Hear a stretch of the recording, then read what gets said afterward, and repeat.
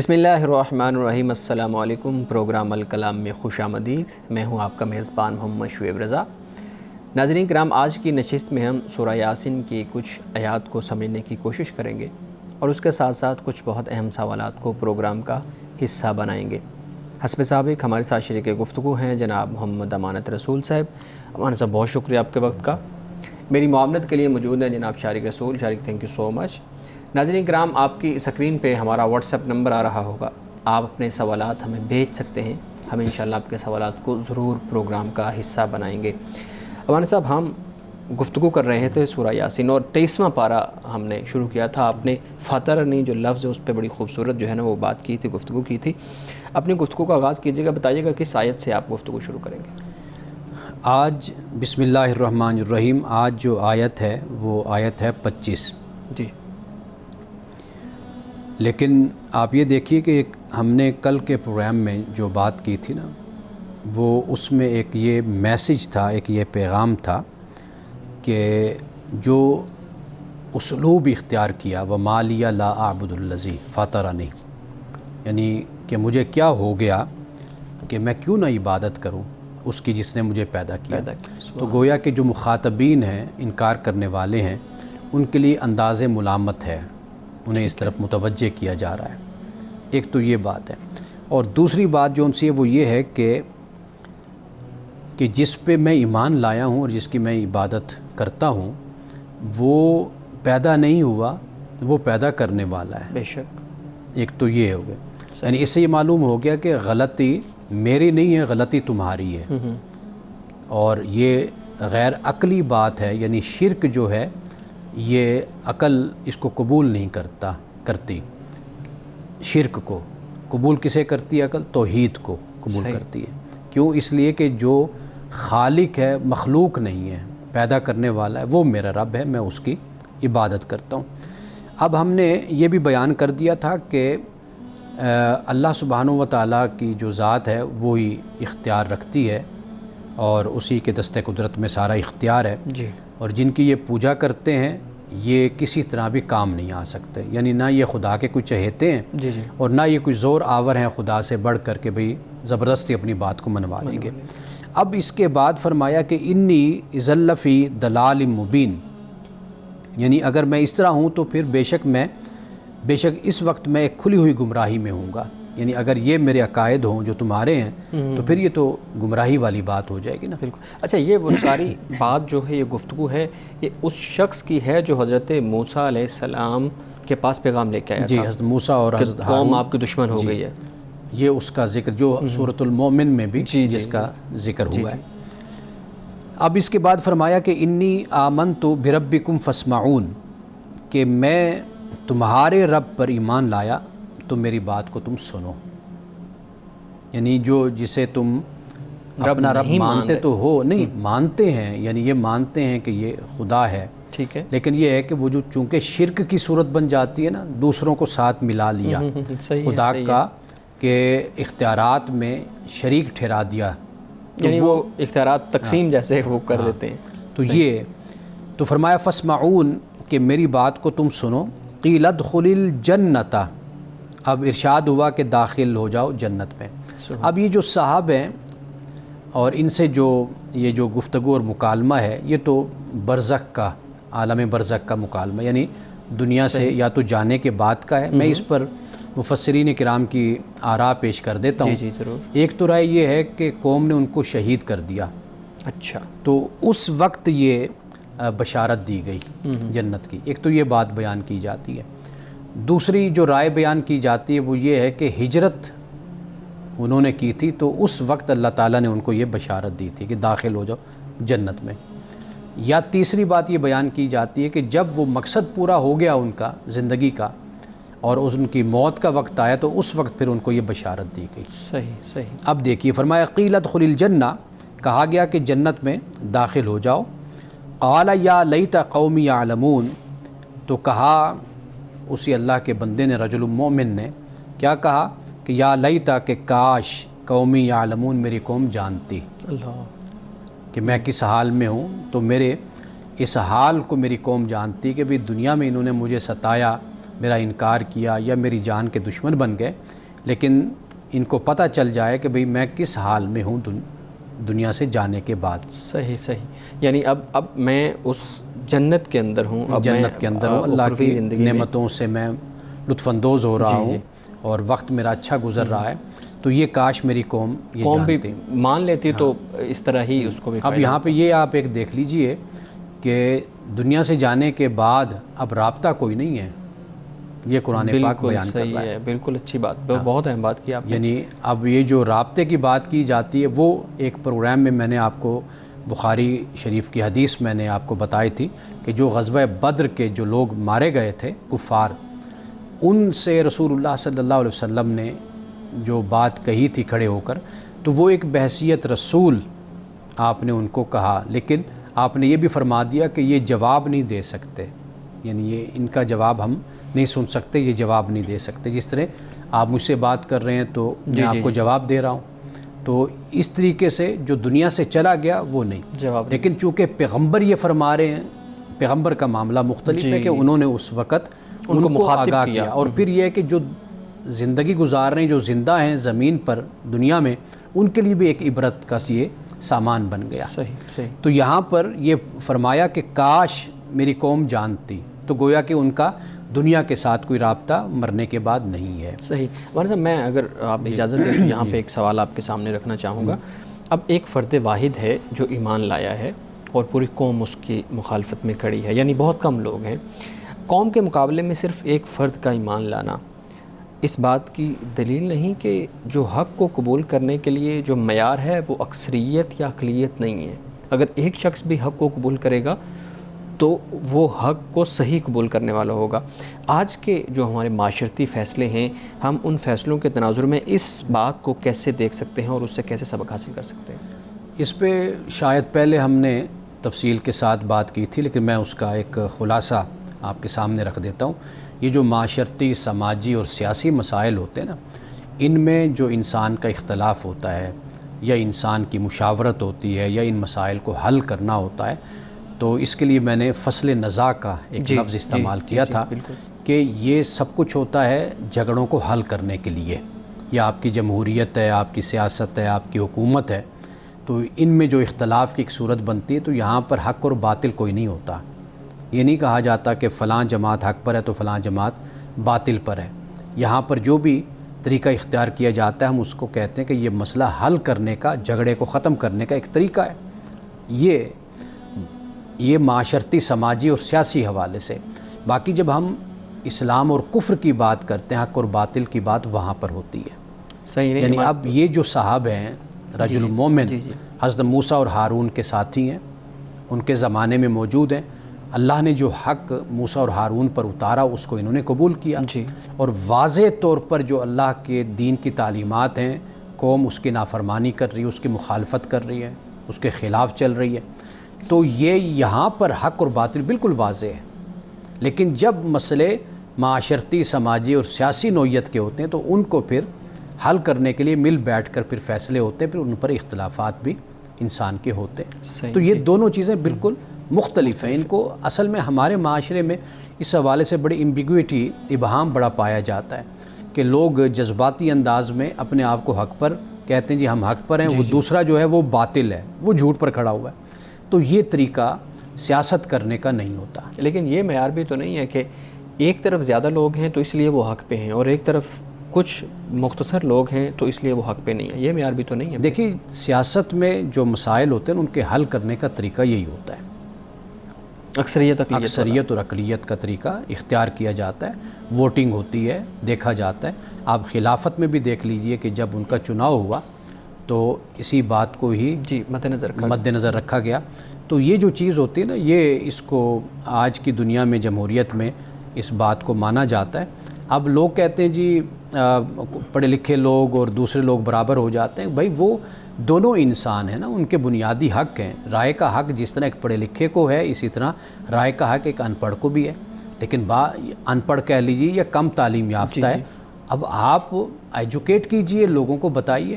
اور میں ذاتی طور پہ سمجھتا ہوں کہ جو یہ لوگ ہوتے ہیں نا، جن کو ہم کہتے ہیں یہ ان پڑھ ہیں زیادہ تعلیم نہیں، یہ ہم سے زیادہ سینس رکھتے ہیں جی، معاشرتی معاملات میں وہ زیادہ معاشرتی اور سیاسی معاملات میں. ان کی گفتگو سنیے. اب تو ویڈیوز کے ذریعے سے ہمیں لوگ سننے کو مل جاتے ہیں.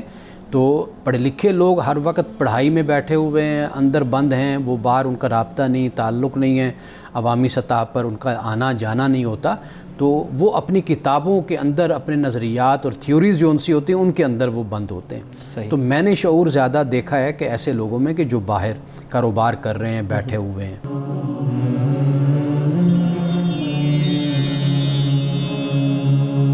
جی امان صاحب، آپ آیات کی طرف. اچھا، میں یہ بات کہہ رہا تھا کہ اللہ تعالیٰ نے آیت نمبر 26 میں جب یہ فرمایا نا کہ کہا گیا جنت میں داخل ہو جاؤ، تو اس نے کہا کاش میری قوم جانتی. یہ جانتی ہے. اب اس کے بعد فرمایا بما غفر لی ربی وجعلنی من المکرمین.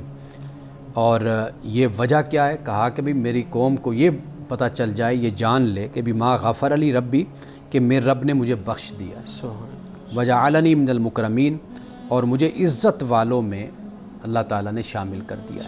تو یہ اس اللہ کے نیک بندے کی یہ خواہش تھی، حق و قبولیت. اب آپ یہ بھی دیکھیے کہ دعوت جو ہوتی ہے نا اللہ کے دین کی، تو اس کا کوئی بدلہ نہیں ہوتا. یعنی مقصد جو ہوتا ہے دعوت کا وہ بدلہ نہیں ہے، بلکہ ہدایت ہوتی ہے. اور جو داعی ہوتا ہے، مبلغ ہوتا ہے، وہ خیر خواہ ہوتا ہے، ویل وشر ہوتا ہے، وہ ہمدردی رکھتا ہے اپنی قوم کے ساتھ.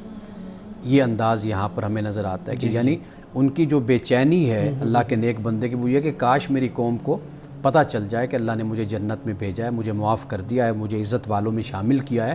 تو اگر میری قوم کو پتہ چل جائے گا تو واضح بات ہے پھر وہ نیک بنے گی، اچھے کام کرے گی.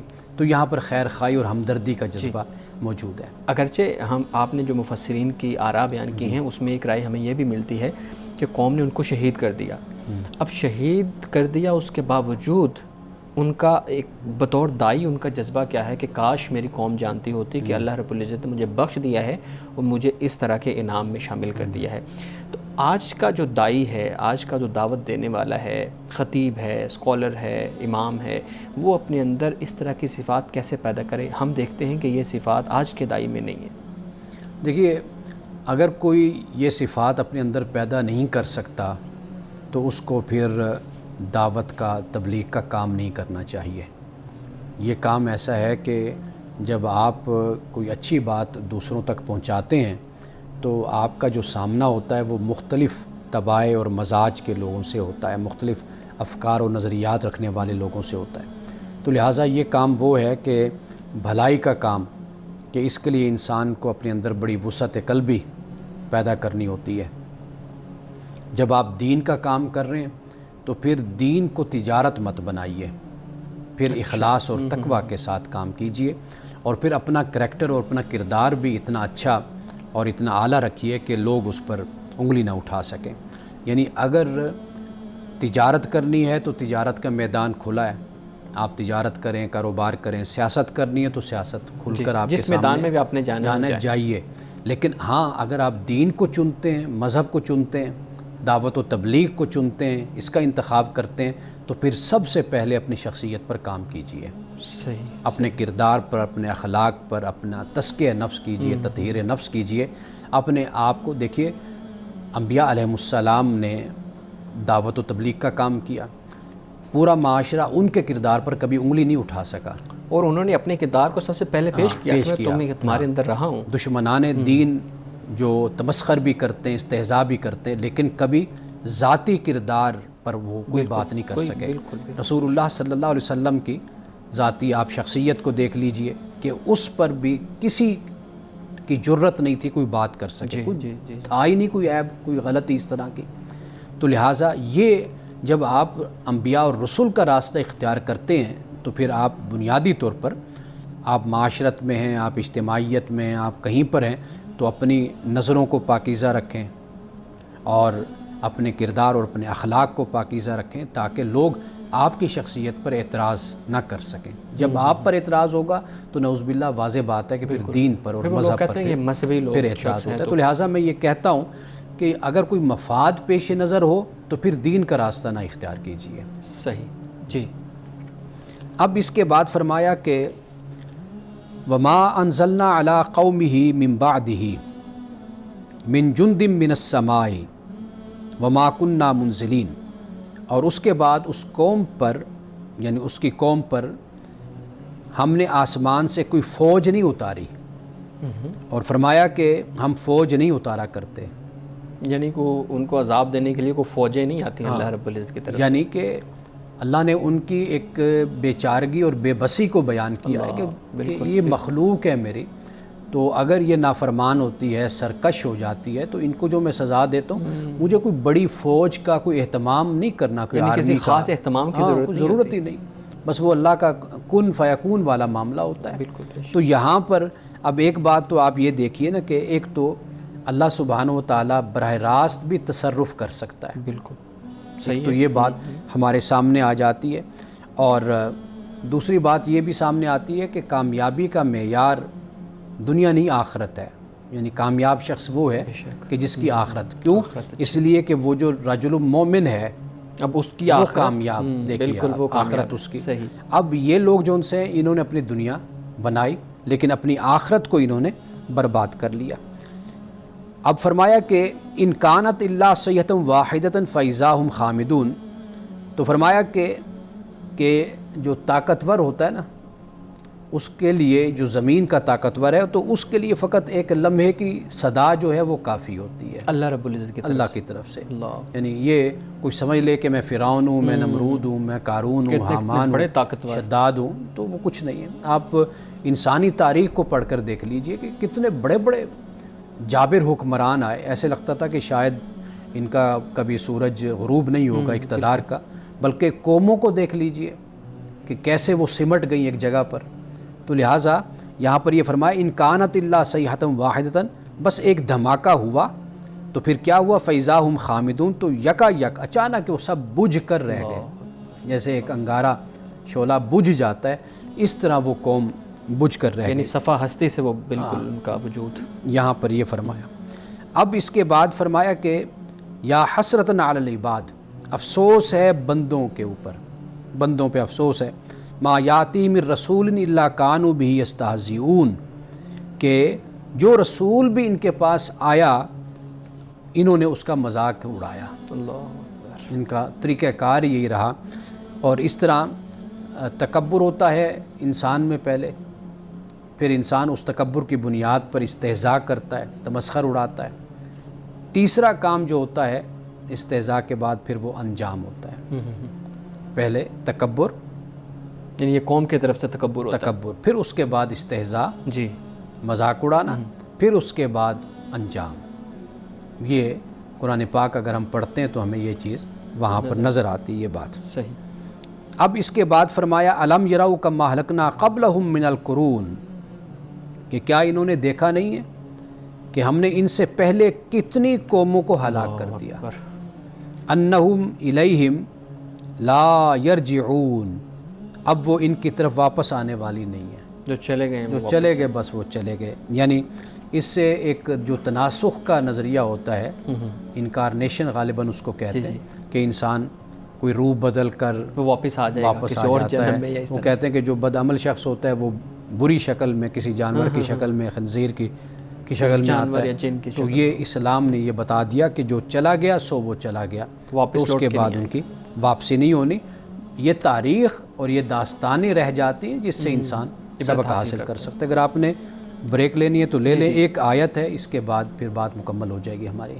میرے خیال میں ہم پھر متفرق سوالات کی طرف آتے ہیں، میں یہ اس کو پڑھ لوں، جی پڑھ لیں آپ۔ فرمایا وَإِن كُلٌّ لَمَّا جَمِيعٌ لَدَيْنَا مُحْضَرُونَ، اور ان میں کوئی ایسا نہیں کہ جو اکٹھا ہو کر ہمارے پاس حاضر نہ کیا جائے، اللہ، سب نے حاضر ہو، ہر کوئی اللہ کی بارگاہ میں حاضر ہوگا، چاہے وہ فرما بردار ہے، نافرمان ہے، وہ اللہ کے پیغمبر ہیں، انبیاء ہیں، اللہ کے نیک بندے ہیں، اور فساق و فجار ہیں، نافرمان ہیں، تو وہ سب کے سب اللہ کی بارگاہ میں تو ایک مرتبہ سب حاضر ہوں گے، پھر ان کا جو معاملہ ہوگا وہ ان کے مقام اور مرتبہ کے مطابق پھر ہوگا۔ صحیح صحیح۔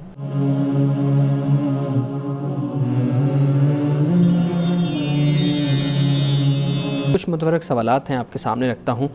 اللہ رب العزت انسان کی فطرت سے واقف تھا اور واقف ہے، وہ جانتے تھے کہ انسان ان کتب میں تحریف کرے گا جو وہ بھیجیں گے انبیاء کی طرف. اب اگر اللہ رب العزت ان ساری چیزوں سے واقف تھا تو اللہ رب العزت نے پہلی کتاب کو ہی محفوظ کیوں نہیں بنا دیا تاکہ اس کے اندر تحریف نہ ہو؟ باقی کتابوں کو نازل کرنے کی ضرورت کیوں محسوس ہوئی؟ یہ اللہ کی حکمت ہے کہ اس نے انسان کو پیدا کیا اور زمانوں کے ساتھ ساتھ جیسے جیسے انسان آگے بڑھتا چلا گیا تو اللہ تعالیٰ نے انسان کے لیے رہنمائی کا بھی انتظام کیا. یعنی اب آپ اس میں یہ دیکھیے نا کہ جو عرب میں قرآن مجید کا نزول ہوا، اب قرآن کا نزول ایک تو اللہ کا دین وہ تو آدم سے لے کر محمد رسول اللہ صلی اللہ علیہ وسلم تک وہ ایک ہی ہے. بے شک. یعنی وہ جو بنیادی تعلیمات ہیں ان میں کوئی فرق نہیں ہے. ٹھیک. لیکن آپ یہ دیکھیے کہ لوگ مختلف زمانوں میں پیدا ہوئے، لوگ مختلف تہذیبوں میں پیدا ہوئے، مختلف ثقافتوں میں پیدا ہوئے، ان کا اپنا خطہ مختلف تھا، اس کے حالات مختلف تھے. جی جی. اب یہ سب کچھ جو ہے یہ تقاضا کرتا ہے اس کا کہ یہ سلسلہ جو ہے نبوت و رسالت کا ایک زمانے تک جاری رہتا. جی. اللہ تعالیٰ نے اس حساب سے پھر مثال کے طور پر آپ عرب کے لوگوں کو دیکھ لیجئے، اب ان کا طرز زندگی، ان کا ماحول حضرت موسیٰ علیہ السلام کی قوم سے بالکل مختلف، بالکل اس سے پہلے مختلف، اس سے پہلے مختلف. یہ جو اختلاف پایا جاتا ہے تو اس بنیاد پر اللہ سبحانہ و تعالیٰ نے یہ سلسلہ جو کتاب ہے اس کو جاری رکھا اور رسول اللہ صلی اللہ علیہ وسلم کی تشریف آوری پر یہ سلسلہ نبوت یہ تمام کر دیا گیا. قرآن پاک نے خاتم النبیین یہ کہا. تو اقبال کے بڑے خوبصورت الفاظ ہیں کہ آل prophets were Muhammad in the making, کہ جتنے بھی پروفٹ پیچھے آئے وہ در حقیقت ایک تو انسانیت کی میچورٹی کے لیے تاکہ انسان میچور ہوتا چلا جائے، اور پھر یہ ہے کہ رسول اللہ صلی اللہ علیہ وسلم کو اللہ تعالیٰ نے آخری پیغمبر، آخری نبی بنا کر بھیجنا تھا تو انسانی ذہن کو اور اپنے پیغام کو خدا نے وہاں تک پہنچا دیا. صحیح. اب رسول اللہ صلی اللہ علیہ وسلم جس زمانے میں آئے، اب یہ وہ زمانہ تھا کہ جو لکھنے کا بھی زمانہ، پڑھنے کا زمانہ، اور انسان کا جو اب ارتقاء ہے وہ صحیح سمت پر تھا کہ اب اس سے ایک انقلاب دنیا میں رونما ہونا تھا. تو اللہ تعالیٰ نے اپنے آخری نبی کو پھر بھیجا. اس پر بھی سیرت نگاروں نے بہت کچھ اور بہت اچھا لکھا ہوا ہے. اس پر بھی ہم ضرور کبھی گفتگو کریں گے. ڈاکٹر حمید اللہ صاحب نے اس پر بہت اچھا لکھا اور باقی کافی لوگوں نے کہ آخر رسول اللہ کو اللہ نے آخری نبی بنا کر اس زمانے میں کیوں بھیجا. سب سے آخر میں بالکل. تو یہ اللہ سبحانہ و تعالیٰ کی حکمت ہے کہ جب انسان ابھی ارتقاء میں تھا، ابھی یہ صورتحال گریجول چل رہی تھی، تو اللہ تعالیٰ نے مختلف پیغمبروں کو بھی بھیجا اور پھر مختلف کتابیں اور صحائف بھی اللہ تعالیٰ نے ان کو دی. صحیح. جی شارق. میں آپ ہی کی بات کے متعلق سوال کرنا چاہتا ہوں کہ ایسا کہا جاتا ہے کہ جیسے مختلف پیغمبروں کو بھیجا گیا دنیا میں آپ صلی اللہ علیہ وسلم سے پہلے بھی، تو کیا بدھا کو دیکھا جائے، بدھا تھے یا پھر کرشنا تھے، یہ آپ صلی اللہ علیہ وسلم سے پہلے ان کی داستان سننے کو ملتی ہے کہ تاریخ میں آپ صلی اللہ علیہ وسلم سے پہلے آئے، تو کیا ان کو بھی ان کے بارے میں کہا جا سکتا ہے کہ بدھا جو تھے یا اس طرح کے جو تاریخی کردار تھے یہ بھی اللہ تعالیٰ کے پیغمبر ہی تھے؟ دیکھیے، ہندو مذہب جو ہے یہ تو قدیم مذہب، اس کو جو مذاہب ہیں ان میں شمار کیا جاتا ہے، اور یہ بھی ہمیں انسانی تاریخ بتاتی ہے کہ بہت سے انبیاء علیہ السلام اور ان کی کتب اور ان کی اقوام، ان کی امتیں وہ ختم ہو گئیں وقت کے ساتھ ساتھ جیسے جیسے زمانہ بیتتا چلا گیا. یہ چیز بھی ہمیں تاریخ سے ملتی. یعنی اگر مثال کے طور پر قرآن مجید میں تقریباً کوئی 27 پیغمبروں کا ہمیں ذکر ملتا ہے. جی. آپ ان 27 پیغمبروں کی اس وقت بہت سے ان کی امت آپ نہیں دیکھیں گے. جی بالکل ختم ہوگی وقت کے ساتھ ساتھ، زمانے کے ساتھ ساتھ. ایک تو یہ بات ہمیں انسانی تاریخ سے معلوم ہوتی ہے. دوسری بات ہمیں یہ انسانی تاریخ سے معلوم ہوتی ہے کہ جیسے جیسے وقت گزرتا گیا ان کے عقائد میں تحریف ہوتی چلی گئی، تبدیلی رونما ہوتی چلی گئی. یعنی ہندو مذہب کے بارے میں بھی یہ کہا جاتا ہے کہ یہ اہل کتاب ہی تھے، اہل کتاب ہیں، کہ ان کے پاس بھی اسی طرح کتاب ہے، پیغمبر آئے. ٹھیک ہے نا. تو یہ وقت کے ساتھ ساتھ جو بت پرستی آ گئی، عقائد بدل گئے. یہ اب آپ مکہ کے لوگوں کو بھی دیکھ سکتے ہیں، عرب کے لوگوں کو، کہ وہاں پر بھی شرک آ گیا. تو یہ دو باتیں انسانی تاریخ میں ہمیں معلوم ہوتی ہیں.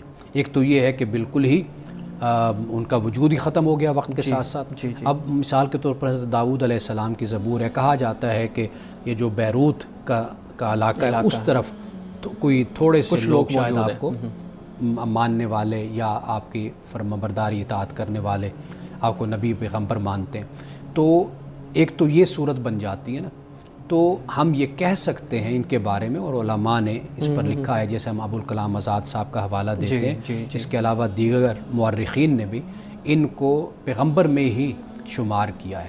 ہاں ان کی حالت جسے کہتے ہیں نا مشتبہ ہے، ڈاؤٹ فل ہے، ہمیں اس پر اتنا یقین نہیں ہے کہ آیا کہ یہ ہے یا نہیں ہے، لیکن ان کی تعلیمات سے ایسا معلوم ہوتا ہے کہ یہ بھی اللہ کے پیغمبر تھے، اللہ کے نبی تھے۔ صحیح۔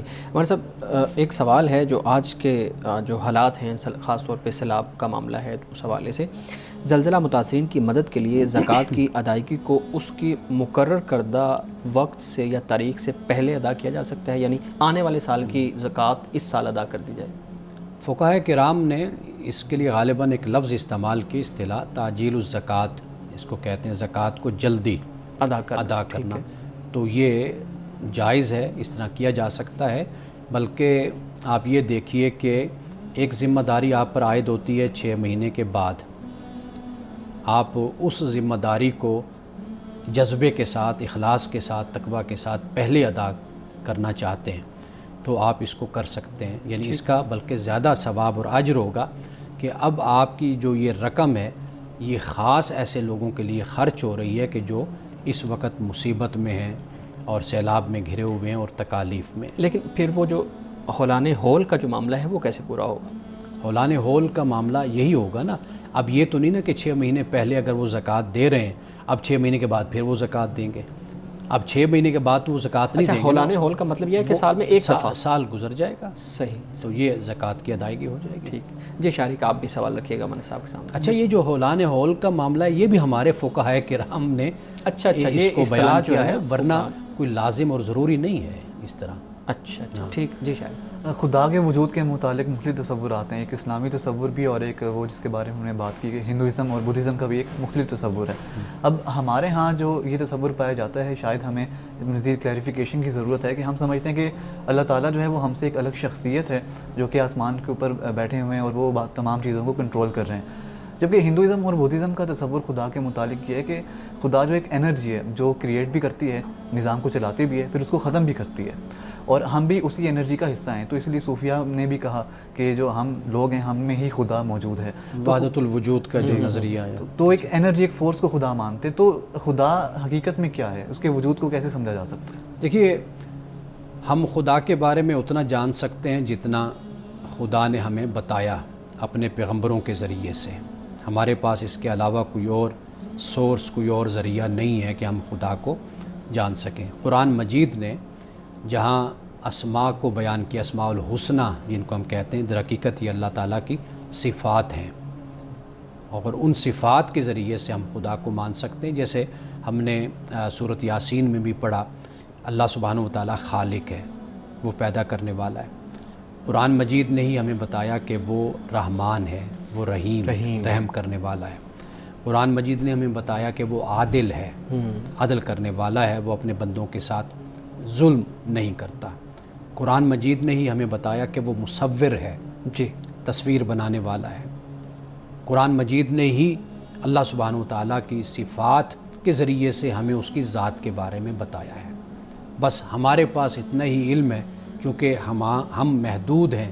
اب قرآن مجید یہ بھی کہتا ہے کہ کل قیامت کے دن اللہ سے تمہاری ملاقات ہوگی، یعنی دنیا کے بارے میں یہ کہا کہ یہاں پر تو اللہ کا جو کی رویت ہے وہ ممکن اس دنیا میں نہیں ہے، لیکن اس دنیا سے جانے کے بعد اللہ تعالیٰ کی جو شان ہے، جو اس کا مقام ہے، وہ اپنی شان کے مطابق جس طرح چاہے گا وہ اپنے بندوں کو اپنی ذات کو ظاہر کرے گا اپنے بندوں کے سامنے۔ صحیح۔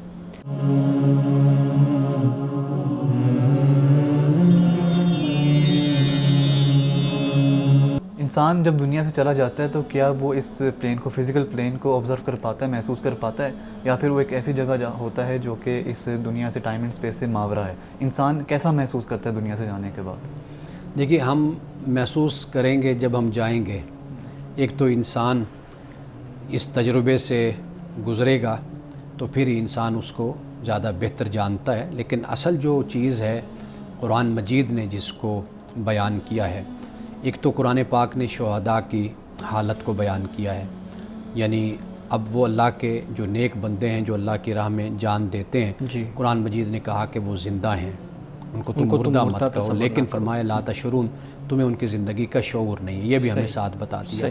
اس لیے کہ دنیا کی زندگی جس انداز سے ہم مشاہدہ کرتے ہیں، دیکھتے ہیں، وہ بالکل دوسری دنیا ہے کہ جو اللہ سبحانہ و تعالیٰ نے تخلیق کی ہے۔ اب وہاں پر زندگی کیسے ہوگی، کس طرح کی ہوگی، یہ بھی قرآن پاک نے کہا کہ ان کو رزق دیا جاتا ہے، وہ کھاتے ہیں پیتے ہیں۔ اب وہ کیسی زندگی ہے، وہ واضح بات ہے کہ ہم صرف اتنا اس کا علم رکھتے ہیں کہ جتنا ہمیں قرآن مجید نے بتا دیا یا جتنا ہمیں اللہ کے پیغمبروں نے ہمیں بتایا ہے۔ ابھی آپ دیکھ لیجئے کہ ہم نے اسی میں ہی سورۃ یاسین میں ایک رجل مومن، ایک نیک انسان کا ہم نے ذکر پڑھا ہے، قیل ادخل الجنہ، کہ اللہ انہیں کہے گا کہ بھئی جنت میں داخل، یہ بشارت ان کو خوشخبری دی گئی، یا موت کے بعد کا معاملہ اگر یہ ہے تو اللہ کہے گا۔ اب دیکھیے کہ ابھی وہ جنت قیامت نہیں برپا ہوئی، لیکن پہلے ہی ان کو خوشخبری دے دی گئی، تو گویا کہ کچھ ایسا معاملہ لگتا ہے کہ اللہ اپنے نیک بندوں کے ساتھ سکون کا، اطمینان کا، خوشی کا معاملہ کرتا ہے، اور جو نافرمان ہوتے ہیں ان کے ساتھ سزا کا اور تکلیف کا اللہ تعالیٰ معاملہ کرتا ہے۔ صحیح۔ لیکن جو یہ کہا جاتا ہے کہ جب جو ہمارے بزرگ ہوتے ہیں، ہمارے بڑے ہوتے ہیں، جب وہ دنیا سے چلے جاتے ہیں تو وہ پھر ہماری رہنمائی بھی کر رہے ہوتے ہیں، سائنس کی صورت میں، اشاروں کی صورت میں، یا کسی تھاٹ کی صورت میں، خیال کی صورت میں۔ کیا یہ بات پھر درست نہیں کہ جو ہمارے بزرگ چلے جاتے ہیں، ہمارے بڑے دنیا سے، وہ ہمیں دیکھ پا رہے ہوتے ہیں، وہ ہمیں جان پاتے ہیں اس دنیا میں؟ قرآن مجید نے اس کو نہیں بیان کیا، یہاں تک کہ پیغمبروں کے حوالے سے بھی قرآن مجید نے یہ کہا ہے، مثال کے طور پر سیدنا مسیح علیہ السلام کے حوالے سے، کہ اللہ تعالیٰ جب قیامت کے دن ان سے پوچھے گا کیا آپ نے اپنی اس قوم سے کہا تھا کہ بھئی آپ کو معبود بنا لیں، یعنی آپ کو میرا بیٹا کہیں، یا حضرت مریم علیہ السلام کے حوالے سے، تو حضرت مسیح علیہ السلام یہ کہیں گے کہ یا اللہ تو جانتا ہے بہتر کہ میں جب تک ان میں تھا تو میں ان کو تبلیغ، دعوت توحید کی کرتا رہا، اور میں جب یہاں سے چلا گیا تو مجھے نہیں پتا، تو جانتا ہے۔ یہ قرآن مجید نے سورۃ المائدہ میں اس کو بیان کیا، اور سورۃ المائدہ میں ہی اللہ تعالیٰ نے پیغمبروں کے بارے میں کہا کہ جس دن اللہ پیغمبروں کو، رسول کو جمع کرے گا تو فیقولوا ماذا اجبتم قالوا لا علم لنا، تو جب پوچھا جائے گا تو ان کی طرف سے جواب کیا ہوگا کہ ہمیں اس کا علم نہیں، انک انت علام الغیوب، تو ہی بہتر جاننے والا ہے۔ تو لہٰذا یہ احساسات اور جذبات انسان کے ہوتے ہیں، اس بنیاد پر انسان کوئی باتیں اس طرح کی بیان کرتا ہے، لیکن قرآن مجید میں اس طرح کا کوئی، ابھی آپ دیکھیے ہم نے جو پڑھا، وہ چاہتے ہیں اللہ کے نیک بندے کہ دنیا میں جو رہنے والی ہے میری قوم، ان کو پتہ چل جائے، لیکن پتہ نہیں چلا، واضح طور پہ واضح طور پہ قرآن پاک نے اس کو بیان کیا ہے۔ مولانا صاحب حدیث مبارکہ بیان کیجیے گا۔ رسول اللہ صلی اللہ علیہ وسلم نے فرمایا کہ لذتوں کو توڑنے والی، یعنی موت کو کثرت سے یاد کیا کرو۔ ایک حدیث کے مطابق دلوں کا زنگ اترتا ہے اگر انسان قرآن مجید کی تلاوت کرے اور موت کو یاد کرے۔ تو دلوں کے زنگ اترنے سے مراد کیا ہے؟ زنگ اترنے سے مراد یہ ہے کہ انسان کی غفلت اور رب کی طرف سے اس کی جو بے پرواہی کا رویہ ہوتا ہے، یہ طرز زندگی اس کا ختم ہو جاتا ہے کہ اگر وہ موت کو کثرت سے یاد کرے۔ ناظرین کرام، اس دعا کے ساتھ اپنے پروگرام کا اختتام کریں گے۔ اللہ رب العزت حسن کلام اور تاثیر کلام عطا فرمائے، ہماری زبان کے گروں کو کھول دے اور سننے والوں تک خیر کا پیغام پہنچے۔ اجازت دیجیے، خدا حافظ۔